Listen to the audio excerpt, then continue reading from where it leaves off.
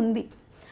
కానీ అదంతా యూట్యూబ్లో సోషల్ మీడియాలో పెట్టలేరు కదా, కట్నం కోసం వేధిస్తున్నాడు లేకపోతే అందరితో షేర్ చేసుకోరు కదా, ఓన్లీ ఫ్యామిలీ మెంబర్స్కే తెలుస్తుంది కదా. అది వైష్ణవి చనిపోయిన తర్వాత ఇవన్నీ బయటకు వచ్చాయి.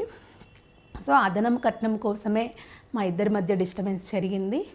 దానివల్లనే నేను అమ్మని కొట్టడం, గొంతు నులిమి చంపడం జరిగింది అని చెప్పేసి ఓపెన్ అప్ అయిపోయాడు పోలీసుల దగ్గర.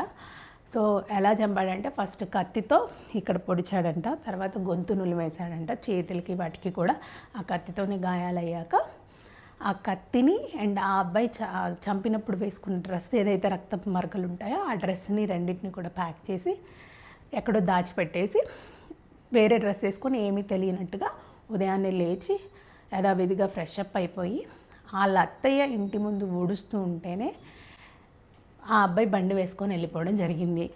ఇది పోలీసుల దగ్గర ఆ అబ్బాయి ఒప్పుకున్న మాట. సో చంపడం అయితే తను ఒక్కడే చంపాడు అని ప్రస్తుతానికి పోలీసులు నిర్ధారించేశారు. వాళ్ళ అమ్మ కానీ వాళ్ళ అన్నయ్యలు కానీ రాలేదు, కానీ ప్రేరేపించింది మాత్రం వాళ్ళ అమ్మ అండ్ అన్నయ్యలు కూడా ప్రేరేపించారు కాబట్టి తనతో పాటు వాళ్ళ అమ్మ అన్నయ్యలకు కూడా శిక్ష పడుతుంది అని చెప్పేసి చెప్పారు. ప్రస్తుతానికైతే హరిబాబు వాళ్ళ అమ్మ అండ్ అన్నయ్యలు